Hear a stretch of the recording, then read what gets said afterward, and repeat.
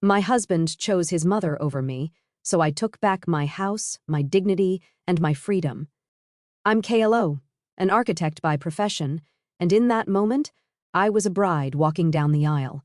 Every detail of my wedding had been meticulously planned, from the flower arrangements to the playlist that would serenade us through the night. I had always envisioned this day as a scene straight out of a romance novel where love conquers all. Jack, my fiancé, stood at the altar with a nervous smile, an engineer, logical and straightforward, the yin to my creative yang. I believed we complemented each other well, excited to embark on this new chapter of life together. However, as our eyes met, I noticed a distant look in Jack's eyes, almost burdened. Dismissing it as nervousness, I proceeded down the aisle, yet my unease deepened when my would-be mother-in-law, Linda, leaned over to her neighbor, whispering something with narrowed eyes, sizing me up. When our eyes met, she forced a smile, mouthing, "You look beautiful," but the smile didn't reach her eyes. As the ceremony continued, and the pastor asked if Jack took me to be his lawfully wedded wife, there was an agonizing pause before he finally said, "I do." However, his eyes lacked the warmth I had always associated with those words. During the ring exchange, Linda stood up, taking a photo, declaring loudly that we must capture the moment, stating that weddings are just the first day of a lifelong commitment. Her words were more a warning than a blessing. At the reception, Linda approached me with a saccharine tone, commenting on my unconventional dress and hinting at my rebellious nature. Trying to keep the atmosphere light, I responded, "I believe weddings are a celebration of love, so why stick to convention?" Yet Jack's intervention, though momentarily relieving, carried a resignation that shouldn't be present on such a joyous day. As the first dance began, Jack held me at arm's length, our bodies swaying in rhythm, but our souls feeling miles apart. The song meant to be, an anthem of our love, mocked me, and Jack's question, "So, Mrs. Clow, ready for forever?" echoed in the cavernous space between us. Unsure of what forever held, I said, "Yes," hoping the ominous cloud hanging over us would lift. Little did I know, this was just the prelude to a saga that would test not just my marriage, but the very core of who I was. The feeling that something had already come to an end lingered, even as everyone raised their glasses to toast our new beginning. After the wedding, returning to my cozy 3-bedroom dwelling, purchased with years of hard work, was supposed to be our sanctuary. But the walls that I thought would protect us turned into a prison, a stage for domestic warfare. Linda's subtle invasion began, marked by frequent unannounced visits and relentless criticism, culminating in the shocking announcement that she would be living with us as she claimed a corner of what was once my reading nook. My heart sank, and I looked at Jack, pleading for him to intervene. I managed to pull him aside, my voice quivering. "This is our home, and we should have discussed this before any decision was made." He looked at me, his eyes void of the love I thought I had seen just a few months ago. "Mom's getting older, Chloe. She shouldn't be alone. She should be with family," he said, emphasizing the last word as if I weren't considered family. "So I'm not family? Is that what you're saying?" I questioned, feeling the hot sting of tears starting to form. "You know that's not what I mean," he retorted, clearly exasperated. "But Mom has done a lot for me, and I owe her this much." "What about what we owe each other? We just got married, Jack. This is supposed to be our time to grow as a couple, not play house with your mom." But my arguments fell on deaf ears. The decision was made, just like that. My opinion, my feelings, my home, none of it seemed to matter. And so Linda moved in, turning the love nest I had envisioned into a battlefield of egos, tensions, and outright hostility. Every room in the house felt heavier, suffocated by her presence. I could no longer find a quiet corner to read, a peaceful moment to reflect, or even a loving glance from the man I thought I'd spend the rest of my life with. That's how I realized I wasn't just fighting for my marriage or my home. I was fighting for my identity, my dignity, and my peace of mind. All the while, a single thought echoed through my head. How did it come to this? How did my life, my home, my choices become secondary to the whims of someone else? My reading nook was now a shrine to Linda's possessions, my kitchen a stage for her criticisms, and my husband, well, he was a stranger siding with the enemy. And all of this was just the beginning. If I thought life was hard before, it was nothing compared to the living nightmare that followed. The atmosphere in the house grew denser each day, as if the walls themselves were closing in on me. What made it even worse was the undeniable 2 blue lines on the pregnancy test I held in my trembling hands. I had always imagined sharing the news of my first pregnancy as a moment of joy, an occasion to be cherished. But as I looked at myself in the bathroom mirror, eyes red from restrained tears, I realized this milestone had turned into a millstone around my neck. When I told Jack about the pregnancy, his response was as lackluster as ever. "Well, that's something," he mumbled, before quickly changing the topic to discuss a home improvement project his mother had suggested. It was Linda, of course, who took the reins of my pregnancy as though it were her divine mission. She began dictating my diet, my activities, and even the hospital where I would deliver. But her intrusion didn't stop at unsolicited advice. She managed to turn my pregnancy into another venue for her psychological warfare. "You're eating again?" she would say, her eyes darting toward the modest sandwich I'd made for myself. "Shouldn't you be careful about gaining weight during pregnancy?" "This is doctor-recommended, Linda," I replied, mustering all the patience I had left. "Doctors these days don't know what they're talking about." "Back in my time, we knew how to handle pregnancies," she countered. And so it continued. As the weeks went by, my energy waned, but Linda's expectations soared. She turned my home into her personal palace, ordering me to clean, cook, and cater to her grievances as if I were a servant rather than a daughter-in-law, and a pregnant one at that. "Chloe, why haven't you vacuumed the living room yet?" she'd yell from her self-assigned throne, my old reading nook, where she'd spend hours scrolling through her phone or watching daytime TV. "I've been feeling really tired today, Linda. The doctor advised me to take it easy," I said, my voice tinged with desperation. "Tiredness during pregnancy isn't an illness, you know." Jack once again remained conspicuously silent, his compliance deafening. The tension reached a breaking point during another heated dinner discussion, where Linda decided to critique my choice of baby names. "That's a ridiculous name for a child. You might as well pin a 'kick me' sign on his back for his entire school life," Linda sneered. "Enough is enough, Linda. This is my child, and I have a say in how to raise him or her," I snapped, my patience finally depleted. "Oh, so now you're talking back to me?" Linda's eyes flared, her voice escalating. Jack intervened, but not in the way I had hoped. "Chloe, you're being emotional. Mom's just giving her opinion," he said.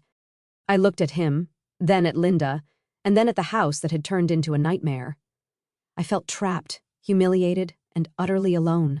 I could barely recognize the woman staring back at me in the reflection of my tarnished wedding ring, a woman who was slowly losing everything she had once valued, her home, her dignity, and most devastatingly, her will to fight. And that's when it happened. The ultimate betrayal. Linda, filled with venomous triumph, looked me dead in the eyes and said, "If you can handle a simple family discussion, maybe you shouldn't be a part of this family." Jack said nothing. His silence spoke volumes, cutting deeper than any words ever could. In that moment, I realized that my nightmare wasn't unfolding. It had already unfolded, and I was living in it. My life had become an unrecognizable maze of shattered hopes and suppressed sobs. I moved like a zombie through the rooms that no longer felt like my home. The baby inside me seemed to be the only living part of my existence, and I clung to that tiny spark of life as my last shred of hope. But even that was threatened. One cold evening marked my breaking point. We were having another one of those god-awful family dinners, where tension cut through the air like a knife. I had spent hours on my feet cooking a meal that I knew Linda would find fault with, no matter how perfect it was. Each critique was a jab, each scoff, a slap. I knew another one was coming, and I braced myself for it. But when it finally came, it was worse than anything she'd said before. "You really think you're fit to be a mother if you can't even manage a household? What are you going to do with a baby?" Linda sneered. My heart sank into my stomach, each word a stab at my already fragile self-esteem. I felt my hands tremble, my eyes blur. But before I could say anything, Jack joined in, sealing my emotional fate. "Mom has a point, Chloe. You need to step it up. We're going to be parents soon." That was it, the final straw. A bolt of anger mixed with a lifetime's worth of resentment and humiliation surged through me. "Step it up? Step it up?" I shouted, surprising even myself with the intensity of my voice. I am carrying our child for months, managing our house, and putting up with relentless emotional abuse from your mother, and you tell me to step it up? Both Jack and Linda looked stunned, but I was on a roll, a volcano finally erupting after years of suppression. I'm done. I can't do this anymore, I said, my voice cracking. I won't raise my child in an environment where their mother is treated like dirt. If you two are what family means, then I don't want any part of it. With that, I left the table, leaving them both in speechless disbelief. I packed a small bag and headed for the door, my trembling hands struggling to turn the doorknob. That's when Linda decided to deliver her ultimate blow. Where do you think you're going? This is Jack's house, not yours. I turned around, my eyes locking onto hers. Actually, Linda, this is my house. I bought it, and I have every right to say who stays and who leaves. Chloe, don't do this. Let's talk about it, Jack pleaded, finally realizing the gravity of what was happening. There's nothing left to talk about, I said, tears streaming down my face. With that, I stepped out into the frigid night air.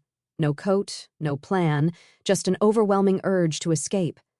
As the door shut behind me, it felt like the closing chapter, the final act of a tragedy that had stretched on for too long. I began to walk, each step a painful reminder of the life I was leaving behind. I had no idea where I was going, but it didn't matter. For the first time in a long time, I felt like I was taking control of my destiny. But the cost of my newfound freedom was high, agonizingly high. The icy wind pierced through my thin clothes as I trudged along the deserted streets. I had walked for what felt like miles, lost in a haze of emotional and physical exhaustion. I was almost there, almost at my parents' house, a sanctuary from the hell my life had become, when my foot caught on an uneven slab of pavement. I stumbled, twisting my ankle painfully as I fell to the ground. The pain was sharp, but it couldn't match the ache in my heart. Limping and teary-eyed, I finally made it to my parents' doorstep. The look of horror on their faces as they opened the door told me everything I needed to know. My breaking point had come, a long overdue fracture in a life burdened with far too many cracks. As they rushed me to the hospital, I knew something had to change. I couldn't go back, not to the house, not to Jack, and certainly not to the woman I had become. My breaking point wasn't just an end, it was also a beginning, a painful but necessary step toward reclaiming the life that had been taken from me. Hospital rooms have a peculiar way of forcing reality upon you. As I lay there, my sprained ankle elevated and my body checked for any complications due to my fall, I felt a mix of relief and apprehension. My parents were there, their faces etched with concern and quiet fury over what had transpired. They'd always suspected that my marriage was far from ideal, but the depths of its dysfunction had finally been laid bare. Chloe, sweetheart, what are you going to do now? My mom finally broke the silence, her voice heavy with worry. I don't know, Mom. But what I do know is that I can't go back to that life. Not now, not ever, I replied, my own voice firmer than I expected. My dad, who had been pacing the room, finally spoke. Your mother and I will support whatever decision you make, but you need to think about your future, and the future of your child, he said. I nodded, having been doing nothing but thinking. My mind was a labyrinth of potential scenarios, each one fraught with uncertainty but also tinged with the promise of freedom.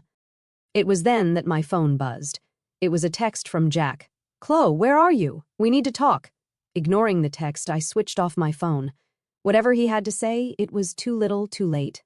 I was done talking. My actions would speak louder than his words ever could.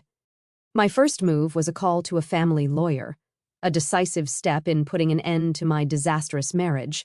With my parents by my side, we discussed divorce proceedings, child custody, and alimony.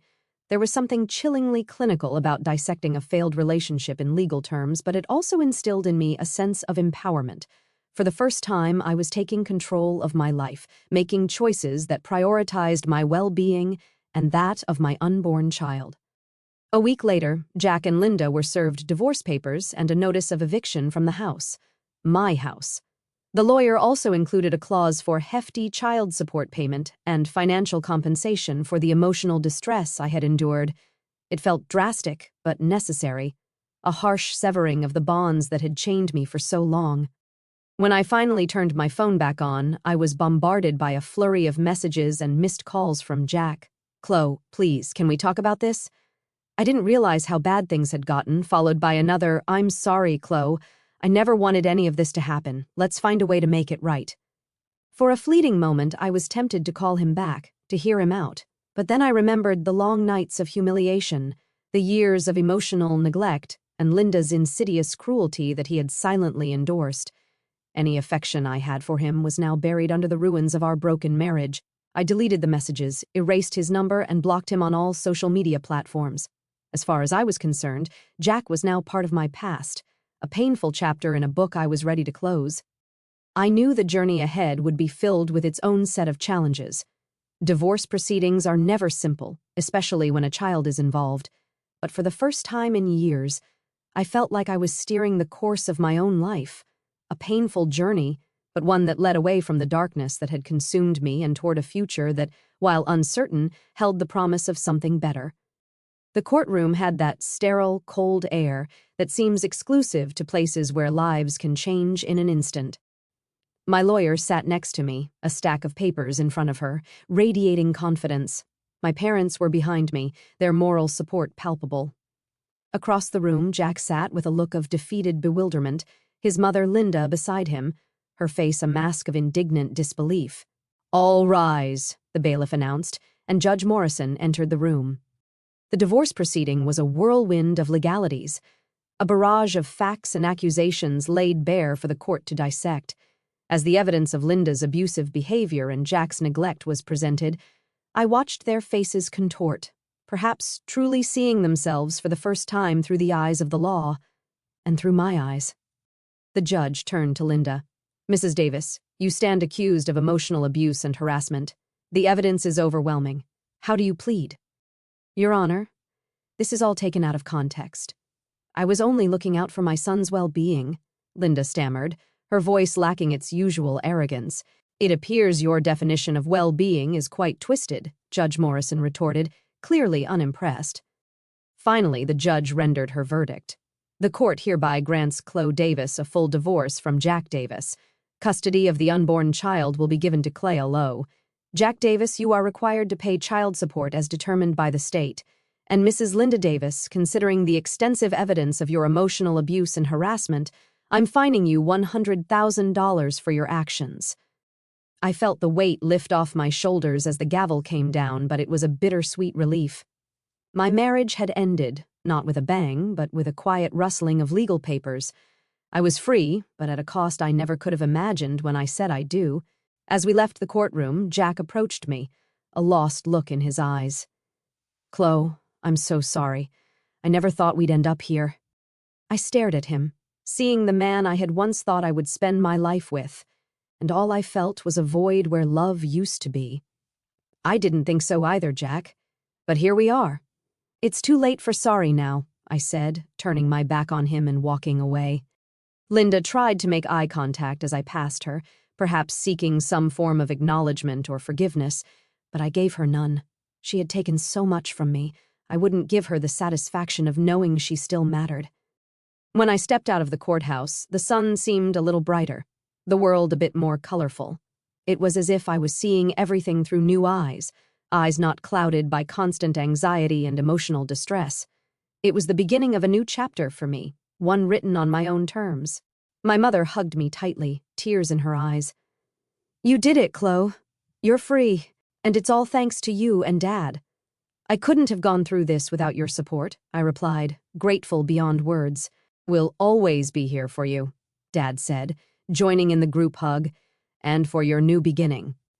That night, I sat alone in my house, the house that was now truly mine, and felt a sense of peace settle over me. I was alone, but I wasn't lonely. For the first time in years, the only expectations I had to live up to were my own. I was still apprehensive about the challenges that lay ahead. After all, I was going to be a single mother with all the responsibilities that entailed. But as I touched my belly, feeling the gentle stirrings of my unborn child, I knew it would be okay. My painful journey had led me to this reckoning, and while scars remained, they were now part of a story of survival, not defeat. I was ready for whatever came next, not because I had to be, but because I chose to be, and that made all the difference. As I sit here in the quiet of my reclaimed home, the soft glow of the lamp casting gentle shadows on the walls that once felt like a cage, a wave of emotions washes over me: relief, triumph, sorrow, and an unexpected spark of hope. The house is silent now, save for the faint hum of the refrigerator and the occasional creak of the floorboards settling into the night. It's the kind of silence I once craved but could never find amid Linda's constant criticisms, Jack's indifferent sighs, and the heavy weight of unspoken resentments. For so long, I was drowning in a sea of doubt and despair, questioning every choice that led me to that altar, to that life where my voice was silenced and my spirit crushed. The pain of betrayal, from Jack's indifference and Linda's cruelty, still lingers like a bruise that aches on rainy days, reminding me of the love I thought was eternal, but turned out to be a fragile illusion. How did I not see it sooner? How did I allow myself to become so diminished, so accommodating, that I lost sight of the vibrant, independent woman I used to be? Looking back, the wedding day feels like a distant dream, or perhaps a nightmare disguised as one. I remember every meticulous detail: the delicate peonies in soft blush tones cascading from the arches, the string quartet playing our favorite songs, the way my dress flowed like a whisper of silk against the aisle runner. I had poured my architect's soul into planning it, envisioning a perfect blueprint for our future. Jack stood there, handsome in his tuxedo, but that distant look in his eyes, I dismissed it as nerves, as the overwhelm of the moment. Now I see it for what it was: the first crack in the foundation.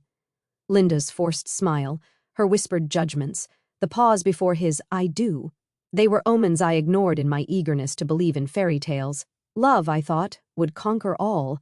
But love alone isn't enough when one partner refuses to fight for it and the other is poisoned by entitlement.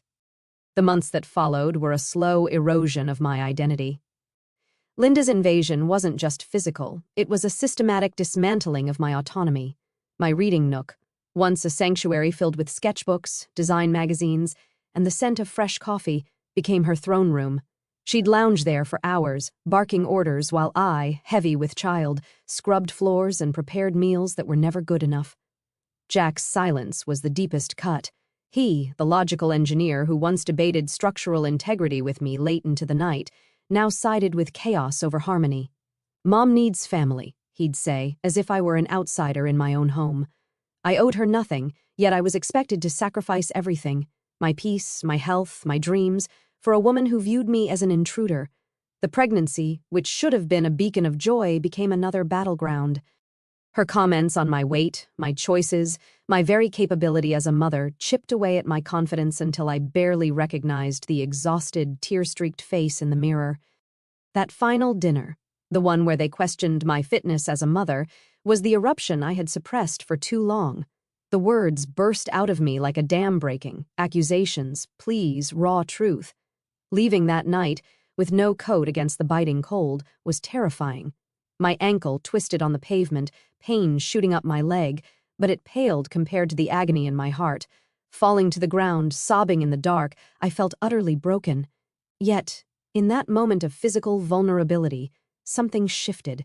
As I limped to my parents' door, their horrified expressions mirroring my inner turmoil, I realized I had hit rock bottom, and from there, the only way was up.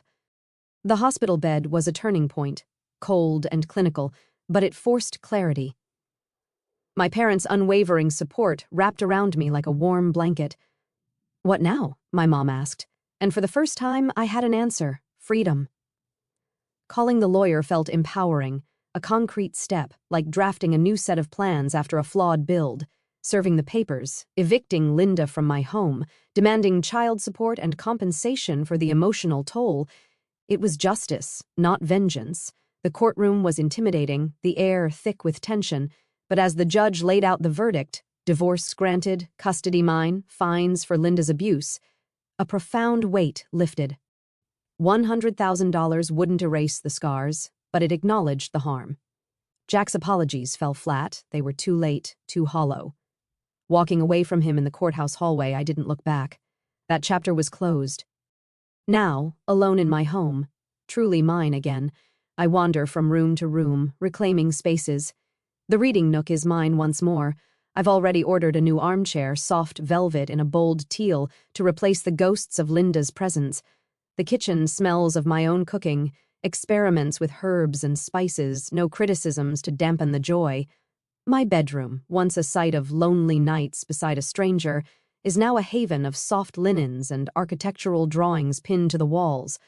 Ideas for nurseries, home offices, perhaps even a small studio where I can freelance again. As an architect, I've always believed in strong foundations, adaptable designs, and spaces that nurture the soul. My life had become a poorly constructed building, riddled with leaks and instability. Divorce was the demolition. Now comes the rebuild. Grief comes in waves. I mourn the partnership I envisioned with Jack. The late-night talks about load-bearing walls and life goals, the shared laughter over silly blueprints. I grieve the family unit I thought we'd create, the holidays without tension, the child growing up with two loving parents. There are nights when the emptiness hits hard, when I curl up with a hand on my belly, whispering to my unborn baby about the father they'll never know in the way I hoped. Tears flow for the naivety that blinded me, for the years wasted bending to others' wills. But sorrow isn't the only emotion. There's triumph, fierce and exhilarating. I fought back. I won. The court recognized my pain, my rights. Linda's fine is a symbol. Her toxicity has consequences. Jack's child support ensures he contributes without intruding. I've blocked them from my life. Deleted numbers, unfollowed on social media, erected boundaries as solid as steel beams. Empowerment surges through me like never before. For the first time, I'm the sole designer of my destiny. Mornings start with yoga, gentle stretches to ease pregnancy aches, followed by sketching new projects. I've reconnected with old colleagues, freelance gigs are trickling in, flexible enough for motherhood. My parents visit often, filling the house with love, not judgment. Friends I distanced myself from during the marriage are back, celebrating my strength with coffee dates and baby shower plans. The nursery is taking shape, soft grays and whites, mobile of tiny hot air balloons symbolizing adventure. A crib I assembled myself with tools that once gathered dust. Fear lingers, of course. Single motherhood is daunting, sleepless nights, financial pressures, the weight of solo decisions. What if I falter? What if the baby arrives and I'm overwhelmed? But fear is tempered by resolve. I've survived worse, emotional abuse, isolation, a fall in the cold night. This child will know a mother who is whole, not fractured. They'll grow in a home of respect, creativity, and unconditional love. No more walking on eggshells, no more silencing my voice. I'll teach them resilience by living it. To anyone trapped in a similar storm, whether it's a toxic marriage, overbearing in-laws, or self-doubt, know this. Your breaking point can be your breakthrough. I chose me, and it was the hardest, bravest thing I've ever done. The scars remain, etched into my story like patina on aged wood, adding character rather than flaw. They remind me of growth, of lessons in boundaries and self-worth. Hope blooms now, vibrant as the garden I'm planning for spring. This little life inside me kicks gently, a promise of tomorrow. I'm not just surviving, I'm thriving. Here's to new blueprints, stronger foundations, open spaces, and a life drawn entirely by my own hand. The architect in me is reborn, and the structure ahead, it's magnificent.